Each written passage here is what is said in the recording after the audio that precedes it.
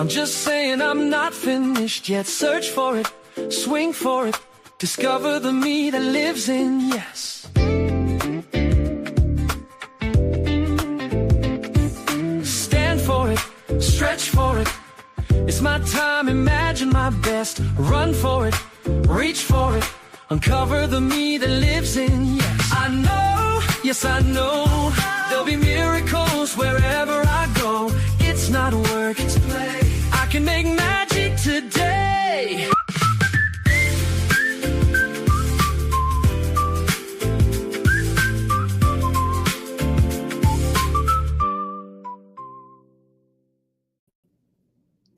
Hi, everyone. Welcome to Senior Nation. I'm your host, Phyllis, Ayman, and you are listening to the Source TV Radio Network, WTSN, Washington, D.C. We are indeed a senior nation with 100 plus million adults over the age of 50.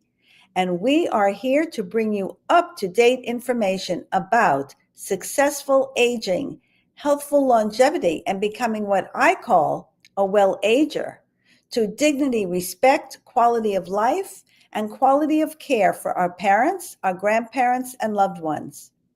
We at Senior Nation will be your trusted voice for informed choices, meaningful conversations, and a vibrant life at every age.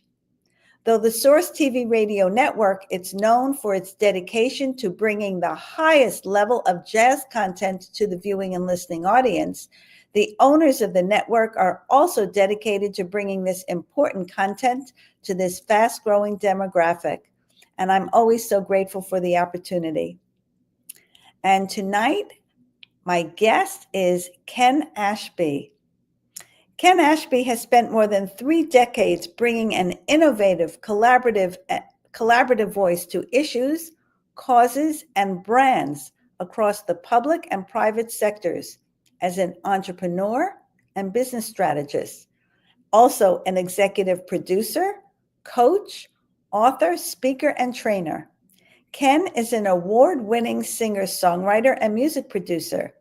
He has published more than 200 songs, performed internationally for millions, earning an Ivor Novello Award for the UK chart-topping television theme song. Ken brings emotional clarity, melodic strength, and a collaborative spirit to everything he creates. So I'm so thrilled to have Ken Ashby here with me again tonight. Hey, good evening. Good evening. Great to see you. Great to see you, Ken. Well, you were with me a couple of weeks ago when we were discussing this video on, staying home, and we had a whole conversation about that. And I had a subsequent show with someone, with Devin Harris, about the same topic, talking about, interpreting that video. But I wanted to have you back because, you have this illustrious career in the business world and across many different brands, and you could talk about that a little bit. And I was curious if you saw during your years, working in that capacity, if you saw a shift in how businesses viewed older people or how they presented themselves, being that the demographic of the country has changed, and how they are thinking about appealing to different audiences. Well, thank you, Phyllis, for having me on tonight. I appreciate it. And it's always fun to talk to you. So this subject, I was thinking back. I've been an entrepreneur, executive, owned my own companies, several companies for many, many years. So I haven't been in the job market or labor force. However, I would say that when I was working for some large corporations when I was in my 40s and 50s, I did see older people there. I did see older people working, but I think you have to remember that it's my generation that was populating the world, the United States, basically, baby boomers.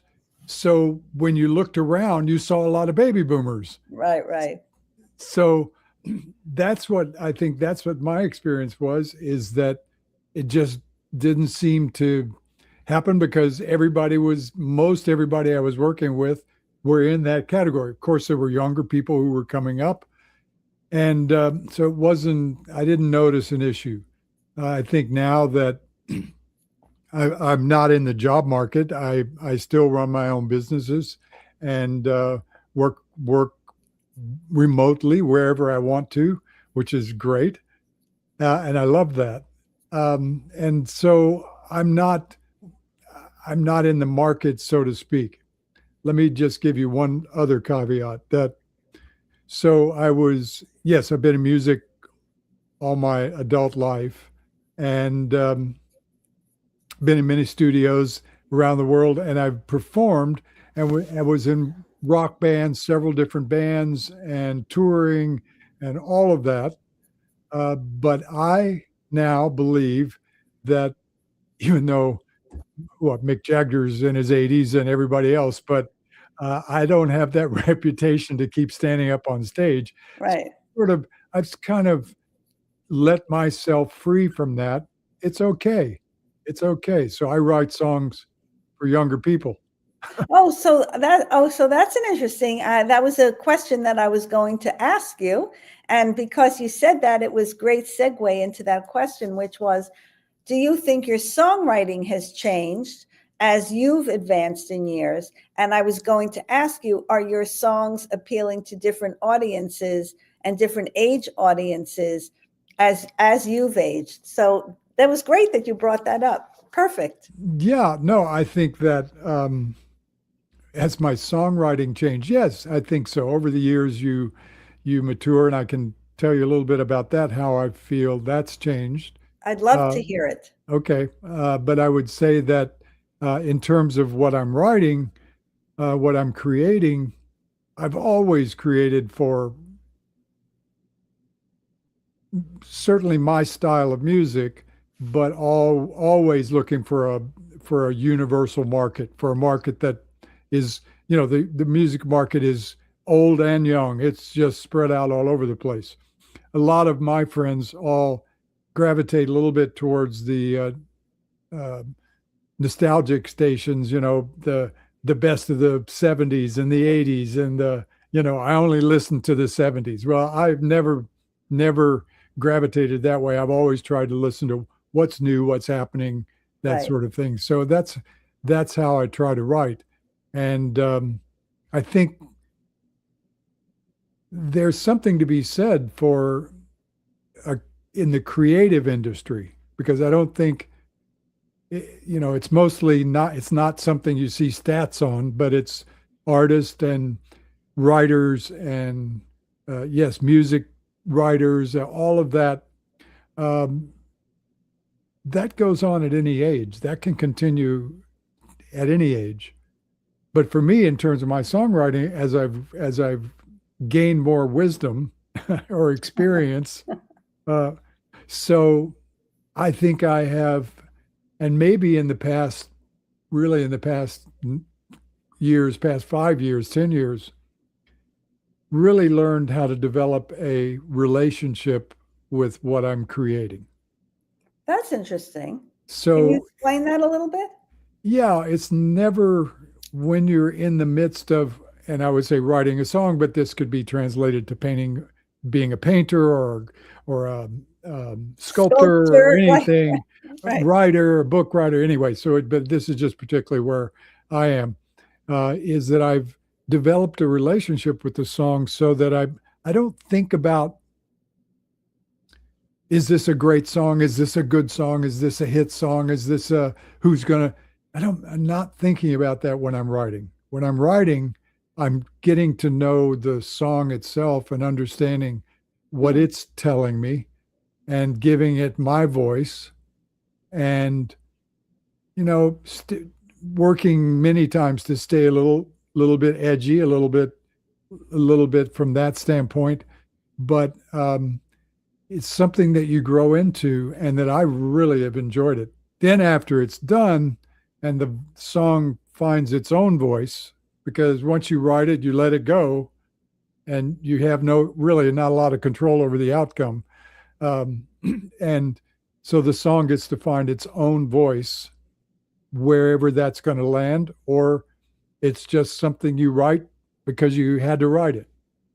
So it's interesting because you and I have collaborated on a song. Yes. Actually, you wrote the lyrics and music based on a poem that I wrote. That was the inspiration for it was the film project I'm working on, and then we kind of redid it recently, right? Yes. And so I never really thought about it in any way, shape, or form in terms of, even when you sent me back the first writer's demo, and even when you sent me the most recent one, and then we kind of worked on it a little bit, I never, so it's interesting what you just said, because I never thought about that. Well, who would this appeal to? I only thought if the song was relevant, actually, period. I didn't think about, oh, would a younger person like this, an older person? It never entered my mind. But of course, I think I'm probably a one song wonder. Whatever input I have, I don't know, maybe not. Maybe I'll write another poem and say, gee, I think this is another song. I mean, I'm not a poet, but it just happens, right? You never know. Maybe I'll be inspired to write something else. Yeah, But you never know where it's coming from. Right, but I can kind of relate to what you just said, because I didn't think about it in any way, shape, or form. And I have had other people in the music industry on the show. I had Walt Williams, who was a founder of the OJs, and Right. Tony Nicholas, who's their music director.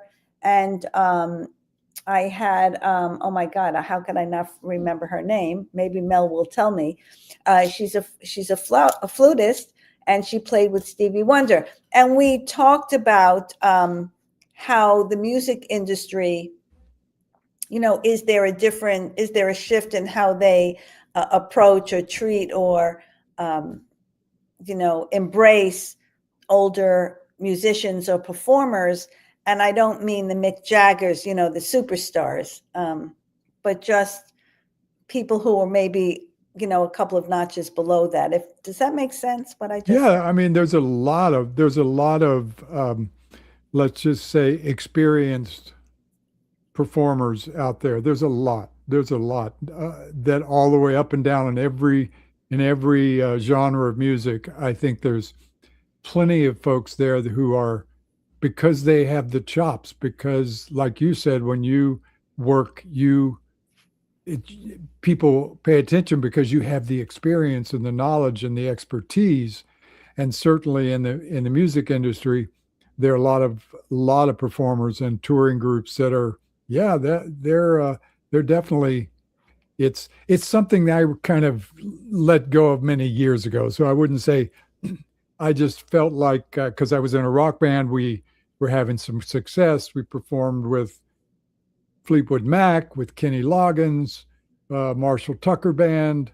So we were having some success and sort of getting going. And I realized that we were on the road till we got a record deal. Then we were on the road while we got a record deal till we could get the record released. Then we were on the road to support a hit song, Right. a song that we thought. And then if you're on the road when that goes away, so people don't forget you before the next time. Right, right. There was a common thread there, and it wasn't music. It was being on the road. Right. And so many years ago, I kind of gave that up and said, it's okay. It's not my passion. My passion is creating music and creating a feeling with music that people can identify and enjoy, and however they want to experience it. Well, that makes sense. And there are, who did my God, I don't know why I can't remember his name. And he's a very well-known, performer, songwriter. And he, it's just such a well-known song. I read about it just recently. And Leonard Cohen? no, it wasn't No. Leonard Cohen. So it was, it was the same thing that you're talking about, and he was on the road constantly, and he was away from his wife, and then he finally had a little. Oh, it's such a famous story, and Had a child. he finally decided to give it up because he had a son, and is it Time in a Bottle? Who did Time in a Bottle? Jim Croce. Yeah, thank you. And so he wrote that for his son, and then he was, I think he was killed in a plane crash, wasn't he? Yep. Yeah. It sure was. So, but he was just about the time where he was going to give up that road because he realized it's just what you said, that he was on the road all the time. He was going to miss seeing his son grow up and all of that. And then, it was Jim Croce. Yeah. So, you go through phases. We all go through seasons and phases in our lives. And the one thing that's been true to me throughout is writing and creating material and producing it and offering it to other people to perform and be on the road with it. Because some people, some artists, that's the juice for them. Right. And these days, that's where they're making their money. Right. So that's where the money is. Right. So when you talk about that's where the juice is. So last week when I had Devin Harris on the show, who was and you met him actually because I met him at a Secret Knock event. Right. That event, and he spoke on his Keep on Pushing. And, we talked about that, when he speaks in front of a live audience, that's where you really get the energy from. Yeah. For a lot of performers, if they don't have, they need that. They thrive on that, right? But that's an individual choice. Yeah. And the record industry has changed so dramatically in the past 15 years and even more so in the past 5 years. So that the record industry itself is not what it was before. The equation has changed. In the past, it was get a hit song, and then you make money off the whole album. There's 10 songs on the album. One of them was good. One of them was a hit. Right. But the whole album sells. So the other 9 songs, maybe they didn't make it, but they made just as much money as the one that was the one that was a hit. So that's changed so much now with streaming. Right. All of that's just changed dramatically, so that the money is, and that the concerts were really just to keep the album sales going. Right. And now the concerts are really the revenue source for most big touring bands. Right. And we're not talking about the absolute elite because they make it on every piece of it, and merchandising and their name and everything. I saw the other day where Andre Bocelli, if you have a song that's streaming and you get 5,000, 10,000 streams, you make $20 or something. Right. It's really not good. But I saw Andre Bocelli, who was on one of the morning shows, and he has a record. He has broken the record. He has 3.5 billion streams. Oh, shoot. 3.5 billion streams. So if you're in that stratosphere, other planet, right, other galaxy, if you're in that other galaxy, yes, the music business and streaming is probably working pretty well. Right. So it's interesting what you say about keeping it going, because he is, like you say, so now he has 3.5 billion streams. And he probably doesn't have to be on the road, but yet, so I saw him in concert many years ago. It was about Christmas time, and it was in New York, right? And because I went to that concert, so every year I'm on some mailing list, and every year I get an email about the fact that Andrea Bocelli is coming to New York, and it's his Christmas concert. So, like you said, I mean, the revenue, he's in another stratosphere as far as streams go. I'm sure he's getting a lot from that, but yeah, it could be the juice, and it could be also, listen, people still they want people to remember them. He is getting, advanced in age. As a matter of fact, I didn't remember, I saw something recently and I said, well, that sounds like Andrea Bocelli, but it doesn't look anything like him. So he's also, I don't know what the issue is. He got very thin. I don't know if that was intentional, but he certainly, looks a lot older. But, just getting back to the conversation about, the age gap. I don't even want to call it an age gap, but, it's interesting because I was communicating with Mel earlier about, the demographic and also about the industry I'm in and nursing homes and long-term care and all of this. But many times you hear this term, the silver tsunami. And I was saying that I'm not really a fan of that term because tsunami has a very negative connotation. And tsunami, has a destructive connotation. And I don't want to think of it that way.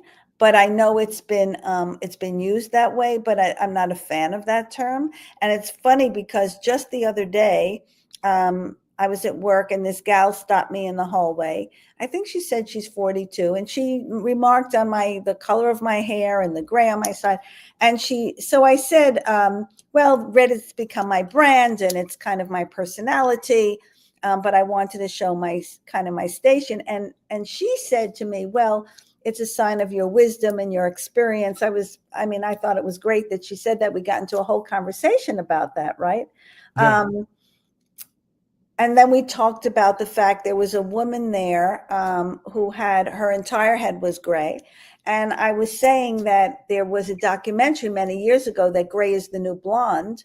And if you see any television commercials, there are many, they're showing people younger and younger with gray hair because I think they want to change that way of thinking and change that image that gray only is a connotation of, this silver tsunami that, it's that right. Gray maybe is the new black. It's fashionable, and why not? Right. Why not? Yeah. No, it's definitely, one of the things that I think, which we've talked about before, that I encourage is, and that I'm sort of stand by, is that now's the time to do the things that you didn't make time to do, couldn't make time to do when you were in the job market, when you were employed or doing that. And now's the time to be active and really, what's your passion? What is something you love, something you really, and learn something new as often as you can. Learn something new, try something new, go someplace different, experience everything, because just because our bodies are chronologically older, it doesn't mean our brains don't want to experience life. Oh, absolutely. No doubt about it. And, we've talked about that, how that's an important pillar actually, of maintaining a healthy brain actually. Right. It is one of the most important ways to do that, besides, sleep and nutrition and nourishment and all of that. But actually continuing to learn and have a purpose is an important ingredient to having a healthy brain. There's no doubt about it. And no matter who you listen to or what you read, it all points to the same thing. Right. Yeah, that's like because when you asked me, said you needed a theme song for the show, and I went to work on it, that's part of what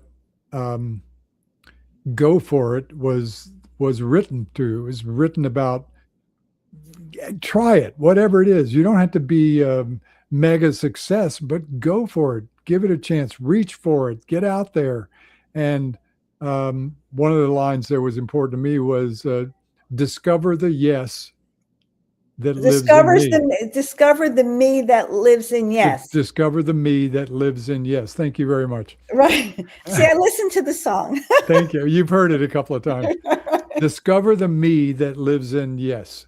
Nobody can tell you what that me is. And that's Right. what you get to discover. And it doesn't have to be to make money. It doesn't have to, but there's so many possibilities. And maybe it's volunteer, and maybe it's working to support somebody else, someone that you have expertise and you do it. But the point is, go for it. Go for it. You know? Right. So that's something I think is very important and keeps us agile in our brain.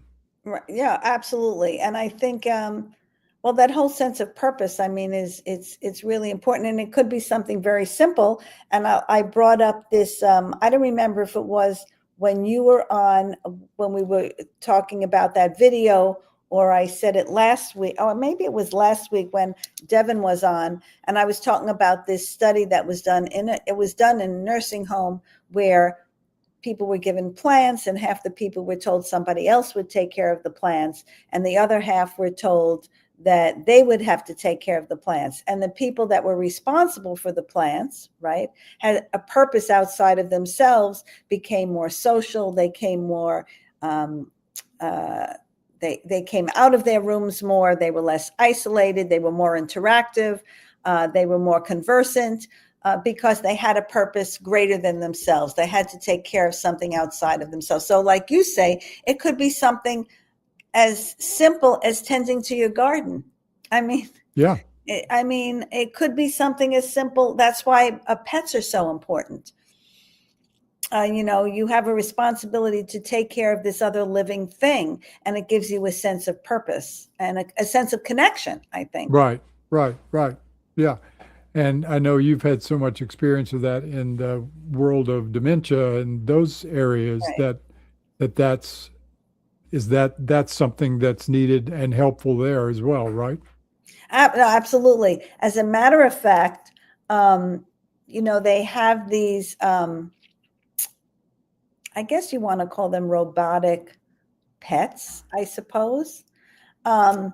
And I did. I saw that the other day. Yeah. Did you? So I was at an event. I was speaking actually at this event several years ago, and one of the companies that had these robotic pets had them displayed. And I don't have a pet. I enjoy my daughter's dog when I'm there, and I've helped take care of her cat. And I have my own personal reasons because I'm independent. I'm on the go, and it just wouldn't work out for me. It wouldn't be fair, I don't think, to the animal, right? So I saw this one robotic cat, and I became very attached to it. And I said, I could see this thing. It was soft. It purred, it meowed, it snuggled, and it gives you a very warm feeling. I mean, now you don't have to feed the thing, but which is the nice part of it, or clean up after, which could or be take it for a walk, take it for a walk. But even something as simple as that. And yes, with the people who have dementia, especially, it's a great sense of comfort, and especially if they've lived with pets before, it's a great sense of comfort, and it is a sense of connection, and a connection not only to this robotic animal that purrs and kind of snuggles with them, but if they've had these animals in the past, it gives them a connection to their lives, right? Exactly. Do you have a pet? No, I was saying I do not. And I have my own and personal reason. Like I said, I don't think it would be fair to the pet. I'm on the go. I move around. I'm running from here to there to the other place. I travel, and I just think it would be, I don't think it would be fair to the pet. I'd always have to. I'm sorry. What I meant was, do you have one of those robo pets? Oh, do I have one of those robo pets? No, but I've thought about it, to tell you the truth, because sometimes it's warm and it's snuggly and it purrs and it makes you feel kind of cool. I don't know. Maybe I should get one. That's great. Fantastic. Do they You have have dogs? dogs, though. Don't you have dogs? Yes. Yes. Right. Yeah. Yeah. 2 dogs. Right. So that definitely, it's a responsibility. Right. It is a responsibility. You can't just pick up and go. You have to make sure that they're taken care of. So one of the things when we were talking about this, and we can chat a little bit about it, is that they're in the world today, 55 and plus is about 25% of the population. Right. And that I don't remember the exact number, but millions, I think like 33 million that are 55 plus. And I want to say that isn't it always good to be something plus? Right. Right. I like that. I like that. I like that. Where are you? I'm plus. Right. Right. I'm on the plus side. Right. Well, but didn't you say that of And the health. number? Sorry, Yes, of the number of people that are over the age of 50 or 55 plus, the number of people still in the workforce, or the percentage is like 25. Well, you were saying that statistic earlier. 25% of the workforce is 55 plus, Right. which is about 33 million people, something Right. like that. And I could have those numbers wrong, and I'm sure somebody will correct us if we got it wrong. Right. But in general, in gross order of magnitude, it's a significant amount. That's a significant part of the population, and those are probably primarily baby boomers in some ways, and it's going to go. It's going to be less and less. Healthcare is providing, evidently, healthcare is the largest employer of 55 plus. Yay, plus. Right. So that's interesting that there it's about expertise. What would you think? I mean, I could make my feelings about why the healthcare is the largest employer of 55 plus. Well, we had this conversation earlier, and I was saying that at 73, nobody has batted an eye at what my age is, and then Mel was saying that because of the healthcare, and I call it the medical care industry. I don't really refer to it as healthcare because it's really the antithesis of healthcare. But whatever, that's probably another conversation. Don't hold back. Just say what you think. Okay? Because so many nurses have left the workforce, there's such a shortage of people working in that industry that, they kind of have to retain, older people in the workforce. But I was saying, because the work is so demanding, depending on the environment that you're working in, and physically demanding, and people get hurt quite a bit, that, there is, that isn't always the case, depending on what aspect of it they're working in. But, now that we're talking about that, when I had my hip replacement surgery in December, and I went to, before the surgery, there was one nurse there, and she had to have been I would think she might have been in her 60s, by how she was walking and talking. And I said, well, I think I'm in good hands because she's experienced, right? So George is saying you have to be careful with quantitative demographic representations of aging. Some people are old at 50. Absolutely. Well, there are 70-year-olds that are younger than 50. I'm one, I think. At least I'm saying that myself. Demography masks the subjective experience, meaning, and feeling of aging. Absolutely. No doubt about it. Now, here's the thing. When I tell people I'm 73 and they say, you're 73? And I say, well, what is your perception of what I'm supposed to be like at 73? And I think that's part of it, that society, we had this idea about what older people are supposed to be or were supposed to be, but that's probably based on what people at 73 were years ago. And I think, I'm not saying everyone, but I think there's a difference nowadays for a variety of reasons. Mm-hmm. Yeah, No, I remember, growing up when I was 18, 30-year-olds, people who were Over the 30, hill. they were like, wow, that's like really old. That's over the hill. You were over Yeah, when you turned 30, you were over the hill. That's what they used to say, yeah, right? yeah. I think that's moved up. And I think George's point is really good. I And I agree. think that the Georgia, I don't know if George is on the plus side with all of us. I'm so happy to be on the plus side. If you've seen that, if you um, have felt and seen that evolution yourself and how you feel about that, I think your point is really well taken. Yeah, And absolutely. it's Yeah. one thing that I have some good friends who talk about, oh, I'm old. I'm just, yeah, this is the old guy here. I'm just an old guy. And yes, I'm that age, but I just don't put that in my vocabulary. Well, and me neither. So it reminds me when I had to go to for a blood test recently, and yeah, when I went, the woman said, "Oh yeah, I'm old." I said, "Well, what age are you?" She said 50. I was like, "What? You've got so many more years ahead of you." She said, "Well, I'm tired." I said, "Well, okay, but." And people they kind of equate the two. I'm tired, so I'm old, right? Because when you're old, people are tired and they drag themselves around. But it's just a personal belief, opinion, I should say. It also depends on how people care for themselves, right? And what they decide to do for themselves nutritionally and how they nourish themselves mentally, just like we were saying. And I think that largely contributes to how a person feels. It's just my own personal opinion, right? Um, when people say that to me, I say, Well, well, I think it's my mental attitude, my mindset, how I approach things. And maybe it is a function of my DNA, so to speak. I have energy. I'm so to speak, healthy, right? Or so it appears. Maybe that helps fuel me. And maybe if I had a condition and I didn't feel so healthy, maybe I would feel differently.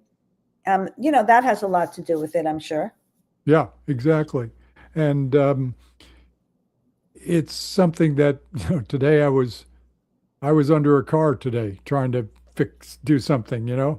So, but I think that I don't think it's just a feeling that you have, and that's it's a feeling that a lot of us share. And I think there's research that supports that notion that staying as active as you can in whatever way you can, and exploring new possibilities for your day or for your life is uh, rejuvenating.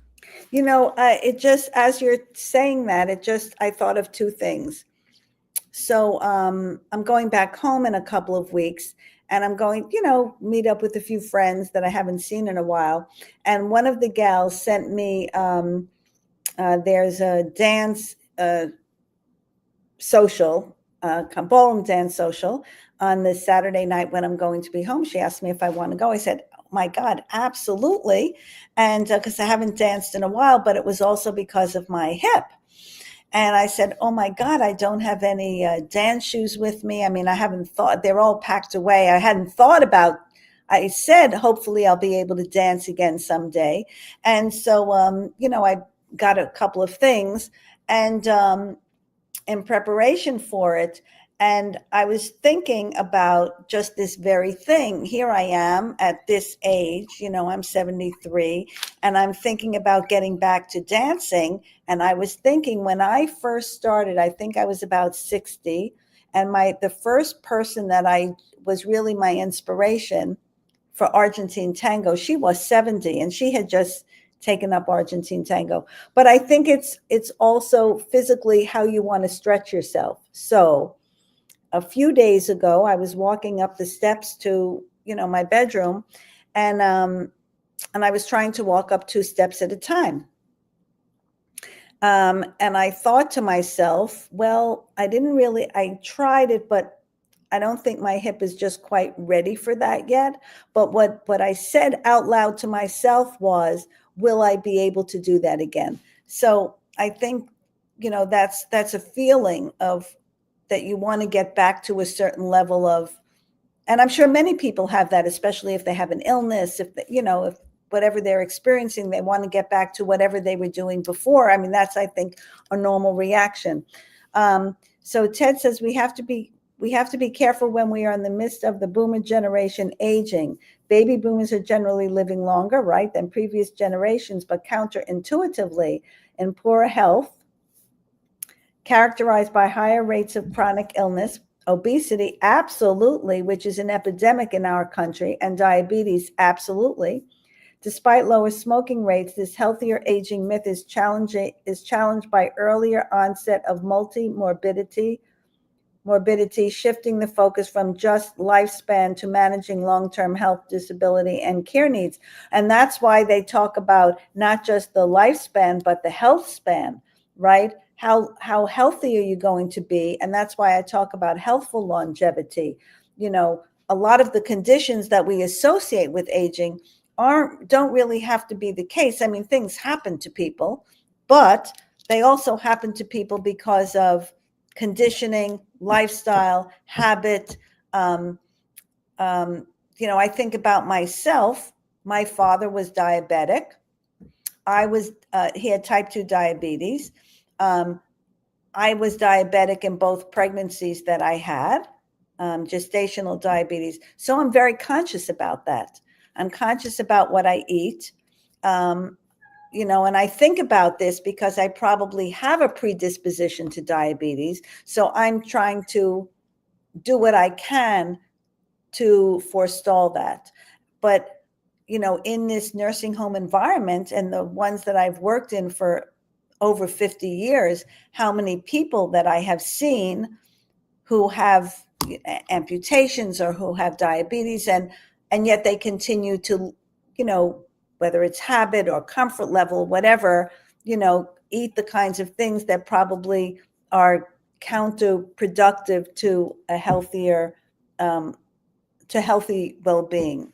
I'm parsing my words very carefully. I hear you. And I just want to comment on that, but also Ted's was a great question or sort of statement. You have some smart cookies listening to this absolutely. show. I have a great audience. They have great insights, great questions, challenging. I mean, they've challenged me. They've challenged whoever my guest has been. I think I love it, actually. Yeah, it's great. And that's stimulating. Talking about stimulating your mind, that's stimulating, right? Right. And, I think this idea of, if you're unhealthy, it's harder to keep aging. And I mean, obviously that's a big duh. But Right. If you're, it's harder to keep aging. And I think there's where possible, not for everybody, but where possible, you can still accomplish health upgrades in your life. You can make changes. Absolutely. You can look at your and say, I know that if I do this or do that, and many times doctors will tell you, I'm sure they're saying the same things, and they want you to be healthier longer as well. So that is a real question and a struggle. And Ted brings it up that it's, if you're not healthy, it's no fun. It's just not fun. Oh, absolutely. So I say, I heard this recently, and I love this. It says, it's basically just what you said. You can always start. I mean, the best time to plant a tree is 30 years ago. The next best time is now. So what I heard recently, and I just decided to embrace it, was, start where you are, do what you can, and use what you have. Use what you have to work with, and I heard, like I said, let me repeat that back. Start where you are. Start where you are. Do what you can. And use what you have. Use what you have. I love that. That's great. That's And fabulous. I did write another poem, but it's not, I don't think it's song worthy, many years ago. And it was, I think it was something like, you're the CEO of your own well-being. You're you're the CEO of your business, but it's also your business, and you're the only one. You're the driver of your own vehicle, right? And your body is your vehicle. And so, You're the yeah, CEO of your own life. yeah, correct, And exactly. so you're still employed. You may not be paying yourself, Right. but you still have a function in the world. Yeah, And absolutely, yeah. yeah, yeah, yeah, yeah. Absolutely. And I thought of a very dear friend of mine, and she's 10 years my senior, and she has had several health issues, recent surgeries, and but yet she, now this isn't for everyone. Like I said, she may be, 1 in 100, I don't know, but she's active. She's ran for her, where she lives, she ran for her school board. She was on the school committee. Then she ran for city council. Now she's VP of the city council. I mean, she doesn't stop. But I think that for her, just for her, maybe this helps her get through. She has something to do. She has a responsibility other than herself. It's kind of what we were talking about, but that's not for everybody. No, I mean, I'm just saying, for her, it has worked for her. right. I think there's some other things which, of course, I work with my wife, Maris, whom we've worked 24/7 together for years and years since we've been together. One of the things we have is something called a gratitude practice. And the way to start your day, start your day with being grateful. Right. There we go. Start your day with being grateful and think of what you can do to be generous today. And those things can help support you in a mental way. And I'm speaking to people who are healthy and active, and so for some people, no matter what your situation is, you can always find some gratitude. And gratitude changes everything. If you see where you are and see it in a way that you can be grateful, it's a huge change, and it's a step toward other aspects of being healthy. Oprah used to say that that's how she used to start her day every day. She used to say, open her curtains and make 3 gratitude statements. I try and remember to do it every night before I go to sleep. And it could be something very small. It doesn't have to be something grandiose. It could be something really very small. Gee, I went to 3 or 4 different places, found a great parking spot. It was easy. I was so grateful to be able to have that occur. I mean, like I'm saying, it doesn't have to be something humongous, right? There's I think she calls it the Happiness Lab. Anyway, her name is Laurie Santos, and she had one of the most attended courses at Yale when she started, and I think it's called The Science of Well-Being, something like that. I did take her certification in the course, and she's been very successful with it. When she first started it, like I said, I think it was the most popular course on the campus. But one of the books that she had us read, or sections of it, was by Sonia Limmerbursk. Every time I go to say her name, I screw it up, I'm sorry to say. But she talks about happiness, and an important part of happiness is doing something for somebody else.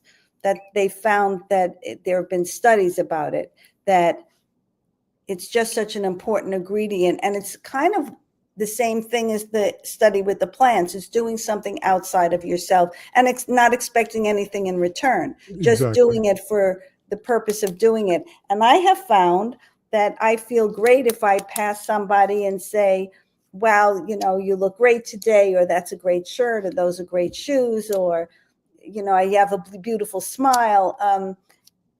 Something, it could be something very small. It doesn't have to be something huge, but it does make a big difference for the person who receives it. And for you, when you see how they've received it, it really does make you feel better as well. And that's a true, very true statement that applies to every age. Correct. Every age. It's the 55 minuses as well. Right. Well, we don't want to see their minuses. We'll say 55 and below. 55 and below. 55 I think minus and plus is fine. So, but yeah, it goes for everybody. Everyone wants to feel connection. Everyone wants to feel that they matter. And one great way to say that is just say thank you. Correct. Just thank you. So part of our gratitude practice is also this generosity. How can you be generous with someone today? It doesn't mean giving out money necessarily. It doesn't mean, but being generous with your smiles, being generous with your thank yous, being generous with your questions. Hey, how's that going? What are you doing there? This looks interesting. Is this something, being generous with your way of being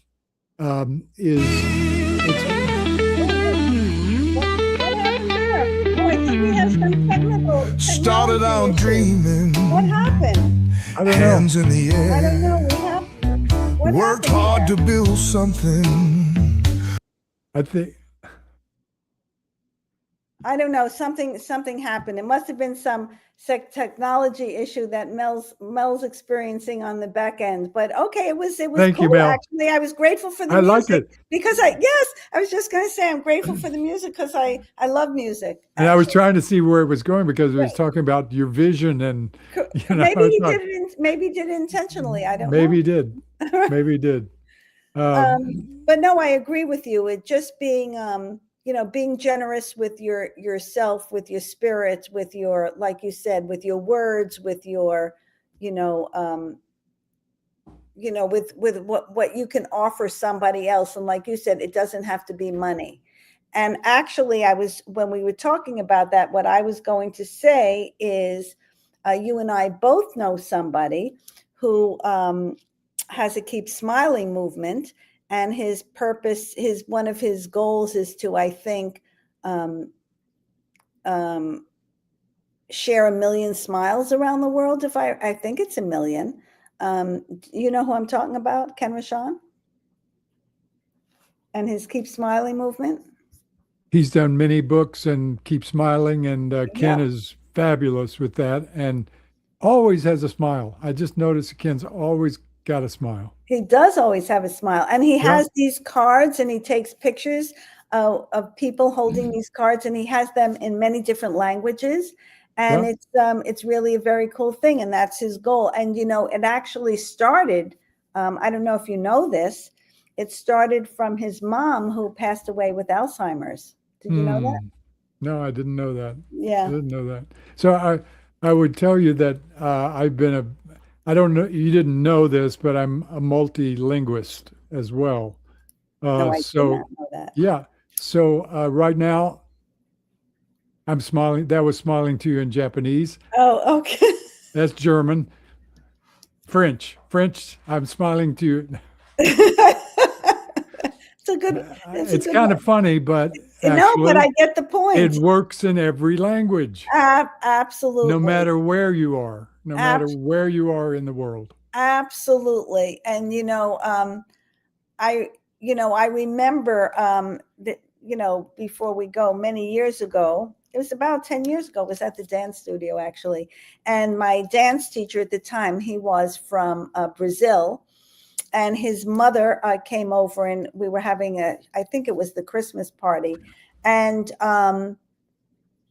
she didn't speak any English. And I only knew like a couple of words in Portuguese that I had practice. Plus I had my smile. And we actually, it's funny you say that, because we sat, we smiled at each other, we gestured, we pointed at things, and we wound up like engaged in a conversation, although we didn't really understand the words each other was saying, but we made a connection. We were like there for 30 minutes and people wondered how we did it. And like and we have a picture of the two of us smiling. So it's kind of funny that I love it. I love it. I love it. Yeah, it's everywhere. Our record producer in England used to say when we were in the studio before we'd start singing, say, corners up. Oh, I like that. Corners up, which means basically you can hear it in your voice. You can. You can hear a smile in your voice. And you can hear it when someone's singing. You can hear where their attitudes are. Corners up, chaps. Right. Absolutely. And there are many times I'm talking to somebody on the phone. It's funny you say that. And I will say to them, can you hear me smiling? Because your expression is different. Your energy is different. And your words come out differently because your mouth is shaped differently. But, from a speech point of view. And people will say, I can actually. So it's interesting that you said that. But, Ken, this has been fantastic. I knew we'd have a great conversation. Yeah. And sure enough, we did. Thank you. I'm grateful to you for this great conversation. Well, I'm just so grateful that I had a chance to participate with you. And you can maybe have some other guests on here who can give you the real statistics. But I know this. I'm glad to be plus. And I am too. I'm happy where I am, and hoping and that I will continue to go forward to be where you are, because you're a few years ahead of me. I am a little bit. I am. So 78. Right. You've got 5 years on me. So you're just a baby. I know that, right? It's all relative. It is. It's all relative. It is. Anyway, this has been fantastic. So thanks, Ken, so much. Pleasure. Look forward to any time. Okay, talk soon. And now for next week's guest. Jonathan Spetner is a third-generation life insurance salesman and has been in that position for over 40 years. His father taught him to, quote, help everyone no matter their size, and you will do well, unquote. I have to ask him about that. It has worked out that way. Areas of expertise include mortality underwriting, foreign national underwriting, life settlement brokerage, estate plans, and ownership beneficiary structure. But Jonathan also has an employee benefits enrollment business that enrolls tens of thousands of employees in their benefits annually. And these are health and wellness benefits, which is, an important part of the conversation I'm going to have with him. And now he almost has 4 generations in the business. So remember to tune in, comment, and ask questions on next week's show, March 11th, on the Source TV Radio Network. And until then, take care, stay well, and stay tuned.